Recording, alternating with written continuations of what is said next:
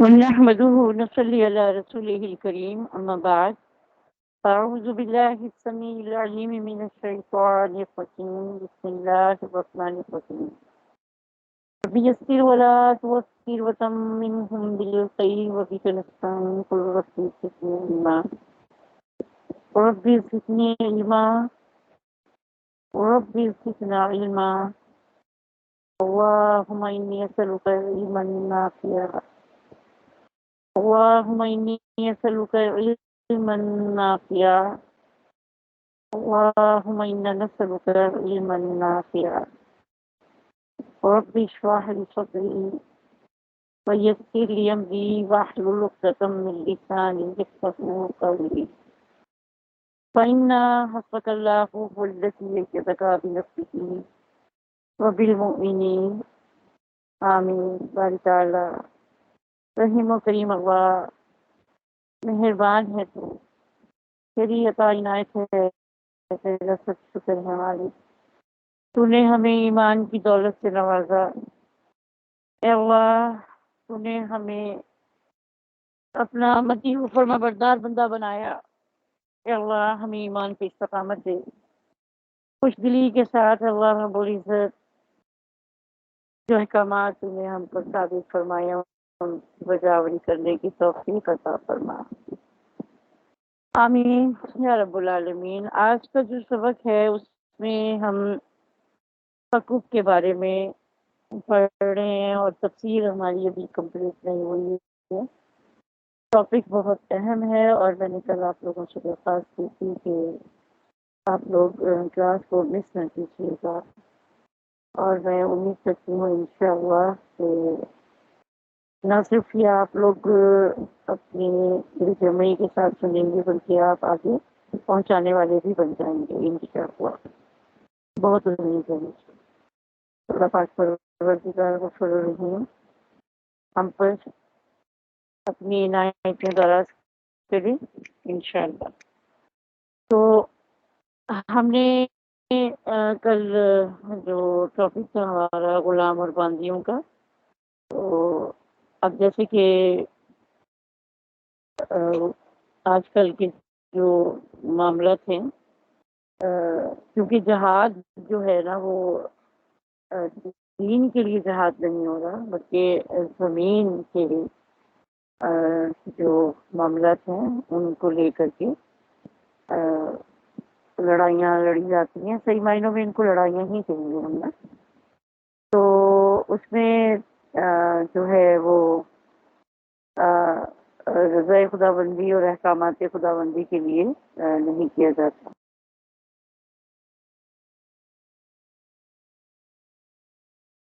تو اب یہ جو غلام اور باندیوں کے جو احکامات ہم نے کل اپنی کلاس میں کیے تھے تو وہ اب بھی مشروع ہیں، حکم کوئی بھی منسوخ نہیں ہوا، لیکن کیونکہ اس دور میں مسلمان غلام اور باندیوں سے اس لیے محروم ہیں، جیسے کل آپ نے سنا تھا کہ پہلی بات تو یہ کہ جہاد اللہ تعالیٰ کے لیے نہیں کرتے، اور جو کوئی جنگ ہوتی ہے وہ کس کے لیے ہوتی ہے؟ دشمن کے ایما پہ ہوتی ہے، اور اس کی دیکھا جائے تو خواہش سے جنگ ہوتی ہے، اس کی خواہش سے ہی ختم ہو جاتی ہے، ان کے اشاروں پہ ہی۔ تو پھر دشمنوں نے جو یہ مسلم امہ ہیں ان کی حکومتوں کو آپ دیکھو تو مطلب ان کے ساتھ جو معاہدے کیے ہوئے ہیں ان کے تحت ان کو ٹکڑوں میں باندھا ہوا ہے، تقسیم کیا ہوا ہے۔ تو اس وجہ سے جو قیدی ہوتے ہیں ان کو غلام اور باندیاں نہیں بنا سکتے، ان کو جن معاملات میں ان کے ساتھ یعنی یہ جو آئی ایم ایف ہے یہ ایک طرح کا اس دور کا یہ بدترین یہ فتنہ دجال ہے، یہ کہ اس نے لوگوں سے جو اسلامی معاملات ہیں وہ سب چھین رکھے ہیں۔ ہمارے حکمران دیکھیں کہ کوئی معاملہ ایسا ہو جاتا ہے جس پہ کہ دینی اہمیت جو ہے وہ اس کا جاگنا ضروری ہوتا ہے، غیرت جو ہے وہ انسان کی اس کو ابھارتی ہے، لیکن کیا ہے کہ یہ مجبوریاں اس کے اندر کی بہادر انسان کو سلا دیتی ہیں، باندھ کے یعنی بٹھا دیتی ہیں۔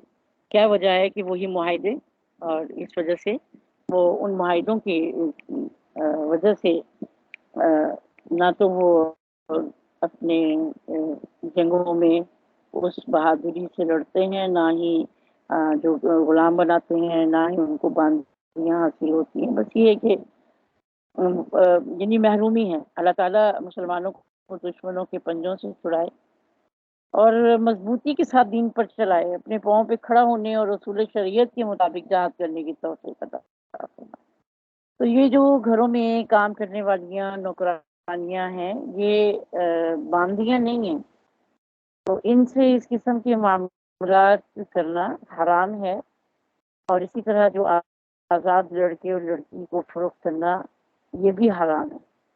جیسے اغوا ہو جاتے ہیں بچے، اغوا کر لیا جاتا ہے اور پھر اس کے بعد میں ان کو فروخت کر دیا جاتا ہے، تو یہ ان کی خرید و فروخت یہ سب حرام ہے۔ تو باندیاں جن سے جمع کرنا جائز ہے، وہ وہی قیدی ہیں جو کہ جہاد کے موقع پر لائے گئے اور جنہیں امیر المومنین نے مجاہدین میں تقسیم کر دیا۔ تو اب تو نہ وہ امیر المومنین ہیں، نہ وہ جہاد ہیں، اور نہ وہ قیدی ہیں، نہ ہی وہ مجاہد ہیں، نہ وہ تقسیم ہے۔ اس کے سوا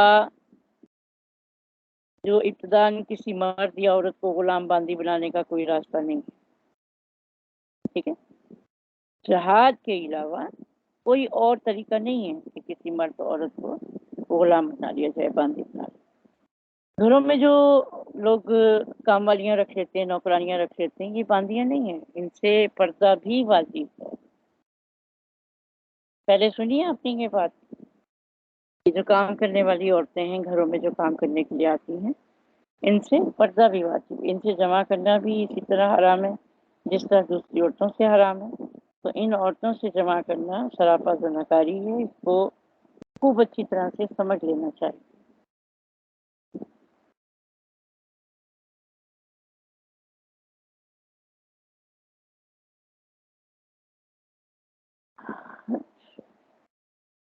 اگر کسی لڑکی کی ماں باپ لڑکی فروخت کر دیں یا کہیں سے اغوا کر کے کوئی لا کر بیچ دے، یا کوئی عورت جو ہے وہ خود سے کہہ دے کہ میں باندی بن کر رہوں گی، اس طرح سے وہ شرعی باندی نہیں بنے، اور اس سے جو تعلق کیا جائے گا وہ زنا کہلائے گا۔ وہ تعلق جو ہے وہ اس پیرائے میں نہیں ہوگا جس طرح سے کہ سمجھا جاتا ہے، حرام ہے۔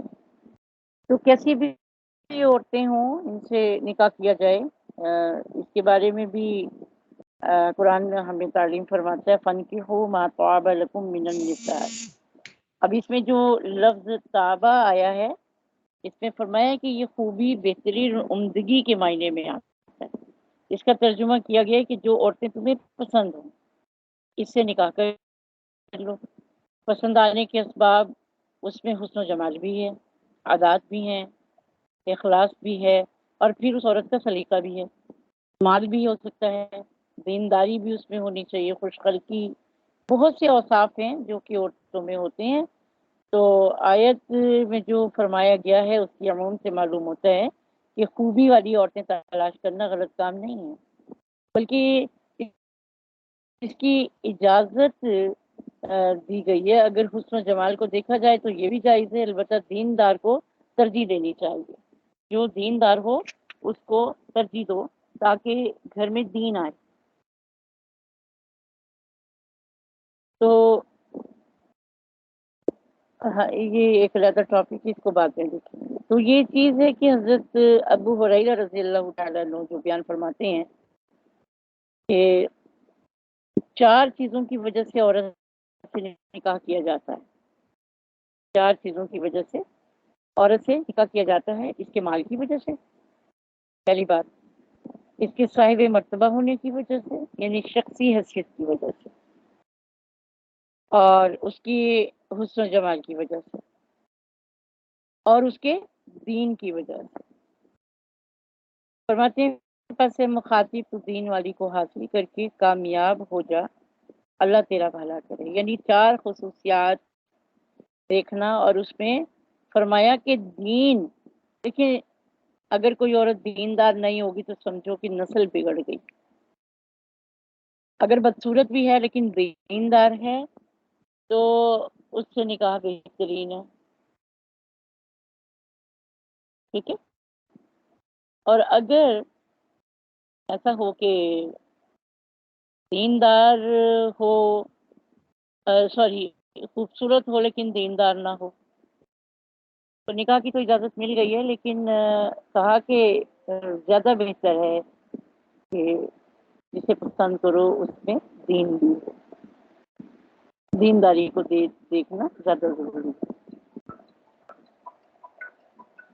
1 منٹ ہولڈ کیجیے جی۔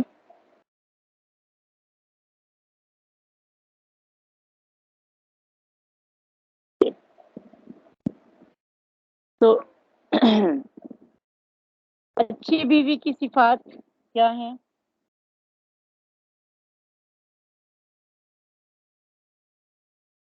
ایک حدیث مبارکہ میں نے پڑھی، اس سے ارشاد ہوا، حضرت سرور عالم حضرت محمد مصطفیٰ صلی اللہ علیہ وآلہ وسلم نے فرمایا کہ دنیا ساری کی ساری نفع کی چیز ہے، اور دنیا کے منافع میں سب سے بہتر چیز نیک عورت۔ سبحان اللہ۔ دنیا ساری کی ساری نفع کی چیز ہے، اور دنیا کے منافع میں سب سے بہتر چیز نیک عورت۔ حضرت ابو ہریرہ رضی اللہ تعالیٰ عنہ حضرت سرور عالم حضرت محمد مصطفیٰ صلی اللہ علیہ وآلہ وسلم کا یہ ارشاد بھی نقل فرماتے ہیں کہ بہتر عورتیں جو اونٹوں پر سوار ہیں، عرب عورتیں، بہتر عورتیں جو اونٹوں پر سوار ہیں، قریش کی وہ عورتیں ہیں جو بچوں پر بہت زیادہ شفیق ہیں، جو بہت زیادہ شفیق ہوتی ہیں، شوہر کے مال کی بہت زیادہ حفاظت کرتی ہیں۔ اسی طرح حضرت ابو امامہ رضی اللہ تعالیٰ عنہ سے روایت ہے، نبی کریم صلی اللہ علیہ وآلہ وسلم نے ارشاد فرمایا کہ تقوی کے بعد جو چیزیں بندے کو حاصل ہوں، ان میں نیک بیوی سے بڑھ کر کوئی بہترین نعمت نہیں۔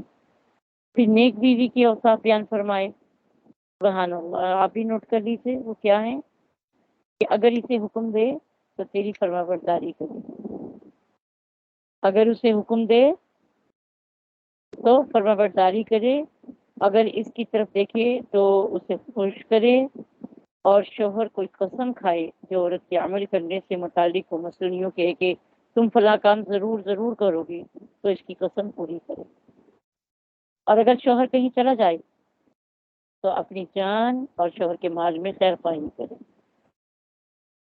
تو جس طرح عورتوں میں دینداری کو دیکھ کر نکاح کرنے کو ترجیح دینی چاہیے، اسی طرح لڑکوں کے لیے بھی مرد بھی دیکھنے چاہیے۔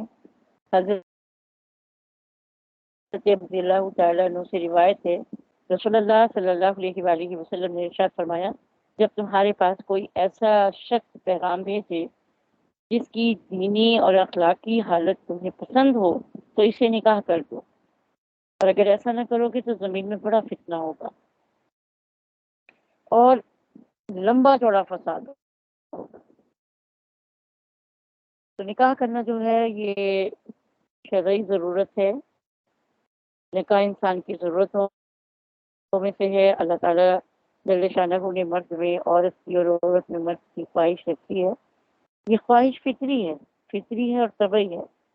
نفس اور نظر کو پاک رکھنے کے لیے اس کی جو ضرورت ہے، یہ سنن ترمذی اول کتاب نکاح میں رسول اللہ صلی اللہ علیہ وسلم نے ارشاد فرمایا کہ 4 چیزیں پیغمبروں کے طریقے میں سے ہیں، 4 چیزیں پیغمبروں کے طریقے میں سے ہیں۔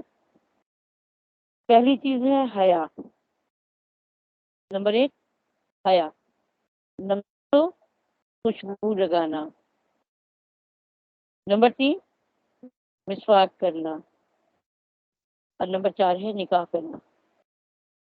تو بے نکاح رہنا کوئی کمال نہیں ہے اور نہ ہی دینداری کی بات ہے۔ فرمایا رسول اللہ صلی اللہ علیہ وآلہ وسلم نے، اے جوانوں، تم میں سے جسے نکاح کرنے پر قدرت ہو نکاح کر لے، کیونکہ وہ نظر کو پست رکھنے والا ہے اور شرم کی جگہ کو پاک رکھنے والا ہے۔ اور جسے نکاح کی قدرت نہ ہو وہ روزے رکھے، کیونکہ اس سے شہوت دب جاتی ہے، شہوت دب جاتی ہے۔ تو قوت سے مردانہ ظاہر کرنے کی ممانعت ہے، بعض لوگ ایسی چیزیں استعمال کرتے ہیں۔ اگر نکاح کرنے کا موقع نہ لگے تو قوت مردانہ ختم کرنے کی اجازت نہیں ہے، البتہ عارضی طور پہ بقدر ضرورت روزے رکھ کر شہوت کو دبا لے۔ بعض صحابہ رضوان اللہ علیہم اجمعین نے خصی ہونے اور قوت مردانہ ظاہر کرنے کی اجازت مانگی تو حضرت سرور عالم حضرت محمد مصطفیٰ صلی اللہ علیہ وآلہ وسلم نے ارشاد فرمایا، لیس منا من خفا وَلَخْتَفَا إِنَّ خَفَا امتی الصیام، یعنی وہ شخص ہم میں سے نہیں ہے جو کسی کو خسی کرے یا خود خسی ہو۔ بلا شبہ میری امت کا خسی ہونا یہ ہے کہ روزے رکھا کرے۔ تو نکاح کرنے میں دینی دنیاوی بہت سے منافع ہیں۔ مرد کو سکون کی جگہ مل جاتی ہے، کام کاج کر کے تھکا ماندہ گھر آتا ہے، آرام کرنے کا ارادہ کرتا ہے، ٹھکانہ اس کو مل جاتا ہے، اور اسے سورہ اعراف میں لیسکن الیہا سے تعبیر کیا گیا ہے۔ عورت کو بھی اخراجات کی طرف سے اطمینان ہو جاتا ہے، اسے کمانا نہیں پڑتا، پردے میں محفوظ رہتی ہے، گھر کا سکون ملتا ہے، چھت ہے، چار دیواری ہے، مرد اور عورت دونوں کی حیثیت اور شخصیت بن جاتی ہے، گھر بار والے آل اولاد والے کہلاتے ہیں۔ پھر جو اولاد ہوتی ہے اس سے دل خوش ہوتا ہے، بچوں کو کھلانے پلانے پہنانے سے مسرت کی لہریں دوڑ جاتی ہیں۔ اللہ جتنی بچیاں بے اولاد ہیں غفور رحیم، انہیں صاحب اولاد کرتے میرے مالک، ان کے گھروں میں بھی رونق دے، ان کے دل کو سکون دے، اللہ ان کو بھی یہ رونقیں بخش دے، ان کو بھی یہ مصروفیات عطا فرما دے۔ اور اس اولاد کو جب دین اور علم دین پر ڈالا جائے تو آخرت میں بھی رفع درجات کا ذریعہ بن جاتا ہے۔ تو اسلام کے احکام فطرتی انسانیہ کے موافق ہیں۔ انسانی خواہشوں کو اسلام نے ختم نہیں فرمایا بلکہ ان کی حدود مقرر فرماتی ہیں اور متعلقہ احکام کی تعلیم دے کر ان کا پابند بناتی ہے۔ پھر اللہ تعالیٰ فرماتے ہیں، وَآتُوا النِّسَاءَ صَدُقَاتِهِنَّ نِحْلَةً فَإِن طِبْنَ لَكُمْ عَن شَيْءٍ مِّنْهُ نَفْسًا فَكُلُوهُ هَنِيئًا مَرِيئًا، اور تم عورتوں کو ان کے مہر خوش دلی کے ساتھ ادا کر دو، بس اگر وہ تمہارے لیے اس میں سے نفس کی خوشی سے کچھ چھوڑ دیں تو اس سے مبارک طور پہ خوشگواری کے ساتھ کھا لو۔ عورتوں کے مہر ادا کرنے کا اس میں حکم آ گیا، اور میں نے آپ کو شروع کلاس میں بتایا تھا کہ جتنا قرآن نے حکم فرمایا ہے، شریعت نے اس کا پابند کیا ہے، فقہ میں اس کی تعلیم دی گئی ہے، اتنا ہی لوگ مہر کی رقم ادا کرنے میں، مہر باندھنے میں، مقرر کرنے میں بخیل ہو جاتے ہیں۔ تو آپ دیکھیں صاف صاف یہاں پہ عورتوں کے مہر ادا کرنے کا حکم آ گیا۔ شریعت مطالعہ میں عورت کی ایک حیثیت ہے، جب کوئی مرد اس سے نکاح کرے تو اس کا مہر مقرر کرے، اور جس قدر مہر پر وہ راضی ہو اتنے مہر پر ہی نکاح ہوگا۔ مہر کی مقدار مقرر کرنے کے لیے اس پر زبردستی نہیں کی جا سکتی، پھر جب مہر مقرر کر دیا تو اس کا ادا کرنا بھی فرض ہے، اور مرد جب تک مہر ادا نہ کرے بیوی کا قرض دار رہے گا۔ اگر عورت پورا مہر یا کچھ حصہ معاف کر دے یا کچھ حصہ لینے کے بعد واپس کر دے، اس کو رکھ لینا بھی جائز ہے، ٹھیک ہے، البتہ اس میں ایک شرط لازم ہے، اور وہ یہ کہ عورت نے جو کچھ دیا ہے یا معاف کیا ہے وہ اس نے طیب نفس کے ساتھ کیا، اپنی مرضی کے ساتھ کیا، اپنی خوش دلی کے ساتھ کیا۔ طیب نفس کا معنی ہے اچھی طرح خوب خوشی سے، دل کی گہرائی سے دے دے یا معاف کر دے۔ اگر زبردستی معاف کروا لیا ہے یا لکھوا لیا ہے یا دھوکہ دے کے دستخط کرا لیے یا انگوٹھا لگوا لیا ہے تو چاہے اس کی وجہ سے دنیاوی عدالتوں میں دعویٰ نہ کر سکی لیکن اس کا حق باقی رہے گا، اور یہ حق ایسے ہی نہیں ہے، یہ آخرت میں ادا کرنا ہوگا۔ قرآن مجید میں مہر چھوڑنے کو جو طیب نفس کے ساتھ مشروط کیا ہے، اس میں بتا دیا ہے کہ جب تک سچ مچ اندر کے جذبات سے بلا دباؤ، بلا کراہیت معاف نہ کیا گیا ہو، اس وقت تک معاف نہیں سمجھا جائے گا۔ بغیر طیب نفس کے معاف سمجھ لینا غلط ہے۔ یہاں پر یہ لفظ استعمال ہی اس لیے فرمایا گیا ہے کہ اس میں یعنی دل کی جو رضا ہے وہ نہیں، اس میں یہ کہ نقطہ یہ ہے کہ انسان جب سوچنے بیٹھتا ہے تو بہت کچھ سوچ کر فیصلہ کرتا ہے۔ اس سوچ بچار میں آئندہ حالات کے پیش نظر نفع نقصان اس کا بھی فیصلہ کرنا پڑتا ہے۔ رشوت دینے والے سوچ سمجھ کر جان بوجھ کر رشوت دیتے ہیں، سمجھتے ہیں کہ 20 روپے دیں گے تو 100 روپے بچیں گے، تو یہ دل کا اور دماغ کا کام ہے۔ لیکن نفس کبھی بھی اپنا حق چھوڑنے یا بے جگہ پیسہ خرچ کرنے کو تیار نہیں ہوگا۔ دل کرتا ہے اپنے دل سے کسی عورت سے پوچھ کے دیکھیں، اس کا کبھی بھی دل نہیں چاہے گا کہ وہ اپنا حق چھوڑے۔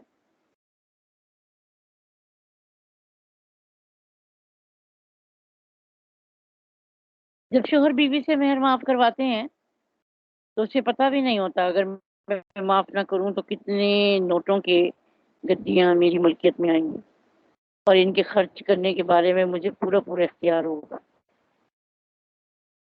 عورتوں کو اس بات کی خبر ہی نہیں ہوتی۔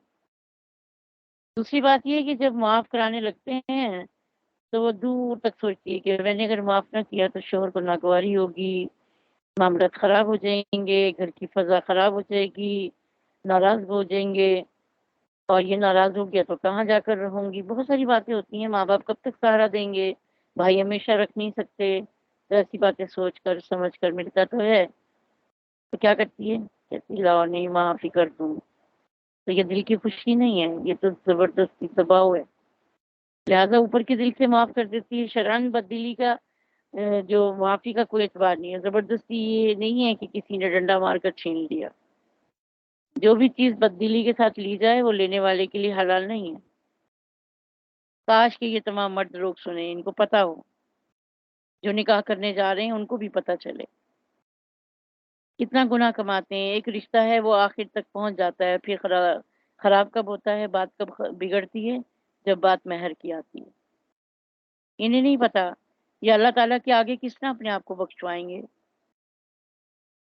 تو آیت مبارکہ میں مہر کی معافی یا بخشش کے بارے میں فرمایا کہ طیب نفس سے دے دیں تو کھا لو، اور حدیث مبارکہ میں جو قاعدہ کلیہ کے طور پر قانون بتا دیا کہ کیا کہا تھا وہ، الا لا تظلم الا لا یحل مال امرئ الا بطیب منہ نفس منہ، خبردار ظلم مت کرنا، خبردار کسی شخص کا مال حلال نہیں ہے مگر اس کے نفس کی خوشی کے ساتھ۔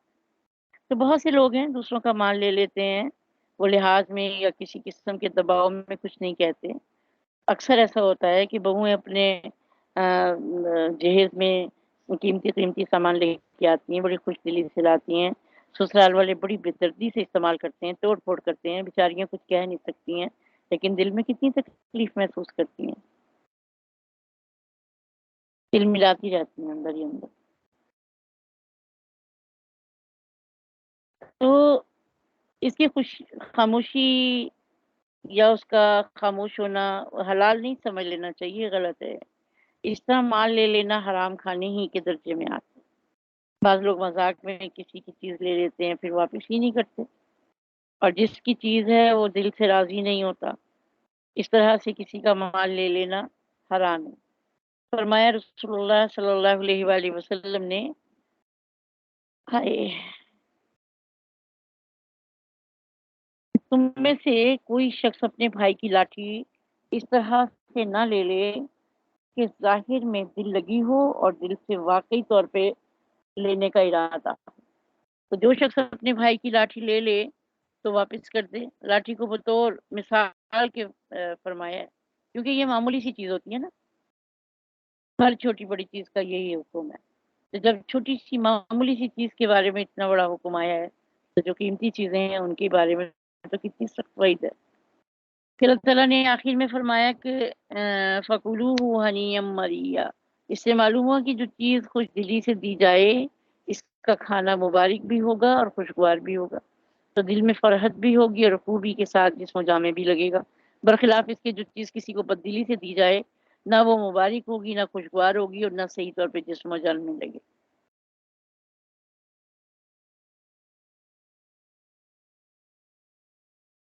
آگے دیکھیں کیا ٹائم کیا ہو رہا ہے، 8:30 ہو گئے۔ ہاں جی کیا کہتے ہیں آگے تفصیل کریں یا کافی ہے اتنا؟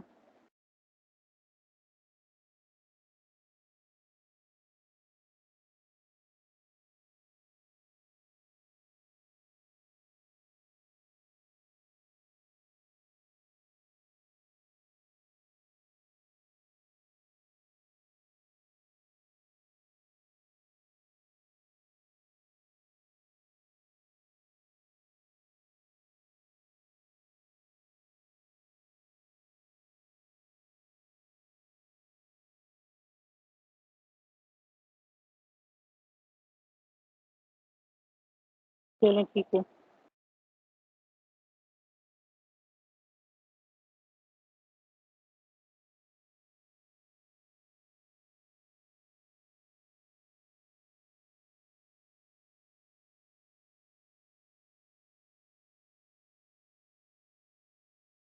اللہ اکبر کبیر سبحان اللہ۔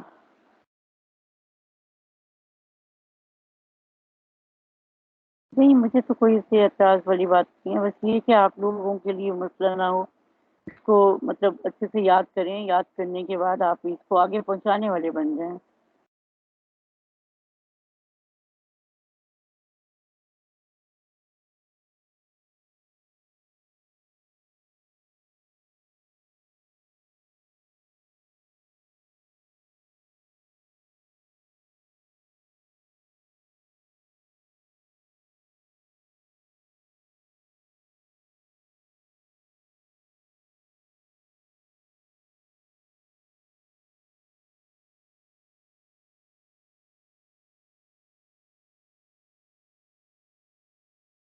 چلیں دعا کر دیتے ہیں۔ اعوذ باللہ من الشیطان الرجیم، بسم اللہ الرحمن الرحیم۔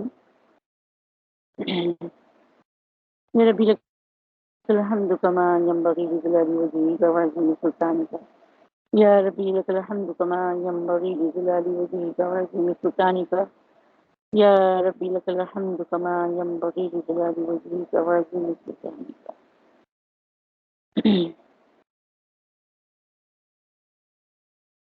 اللهم صل على سيدنا محمد في أول كلامنا، اللهم صل على سيدنا محمد في أوسط كلامنا، اللهم صل على سيدنا محمد في آخر كلامنا، اللهم صل على سيدنا محمد في أول كلامنا، اللهم صل على سيدنا محمد في أوسط كلامنا، اللهم صل على سيدنا محمد في آخر كلامنا، اللهم صل على سيدنا محمد في أول كلامنا، اللهم صل على سيدنا محمد في أوسط كلامنا، اللهم صل على سيدنا محمد في آخر كلامنا۔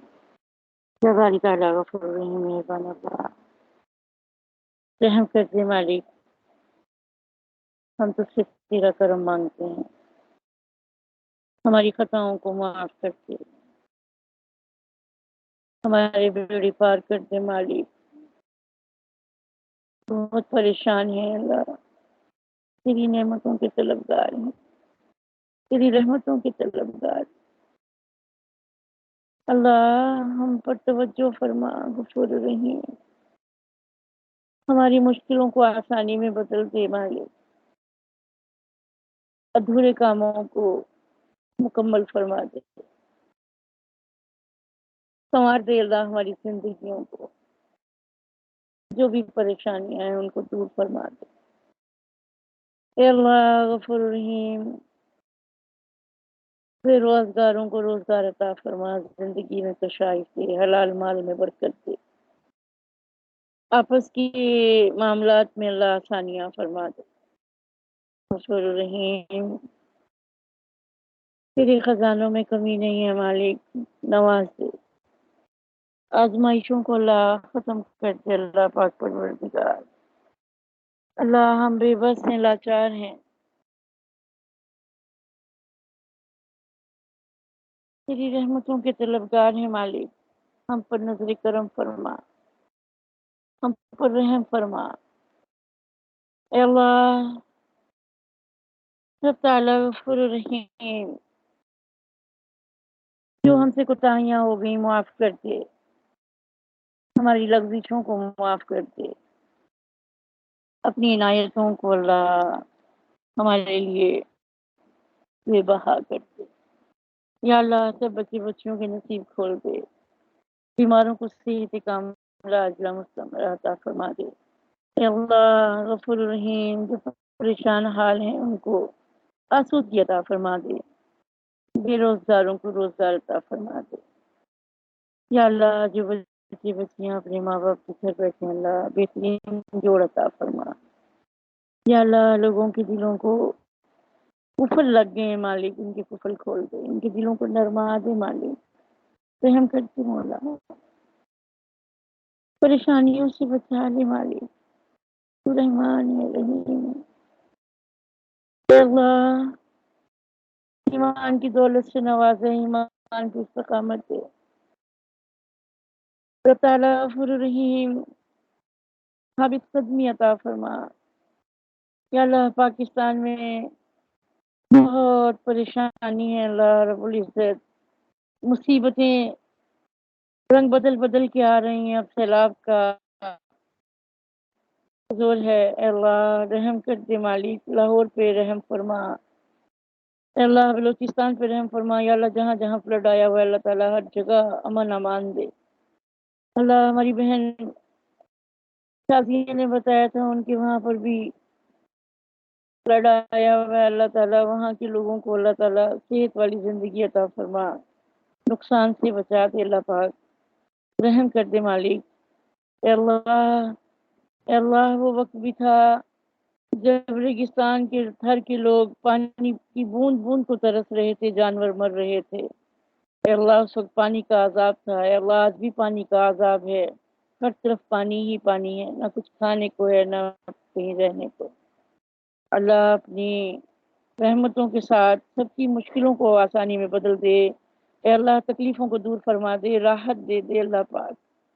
یا اللہ ایمان میں استقامت دے، یا اللہ یہ سب دین سے دوری کا نتیجہ ہے اللہ، اللہ یہ دین سے دوری کا نتیجہ ہے اللہ، تبھی عذاب شکل بدل بدل کے آ رہے ہیں، اللہ معاف کر دے، رحم کر دے مالک۔ یا اللہ ایمان میں یکسوئی عطا فرما، استقامت عطا فرما، کلمے کا حق ادا کرنے والا بنا دے۔ یا اللہ جب پوری دنیا سے جائیں کلمہ حق زباں ہو، لا الہ الا اللہ محمد رسول اللہ، لا الہ الا اللہ محمد رسول اللہ، لا الہ الا اللہ محمد رسول اللہ، وصلی اللہ تعالی علی خیر خلقہ اجمعین برحمتک یا ارحم الراحمین۔ الہی ہمیں اس بات کی گواہی دینے والے بنا، اشہد ان لا الہ الا انت استغفرک و اتوب الیک، اشہد ان لا الہ الا اللہ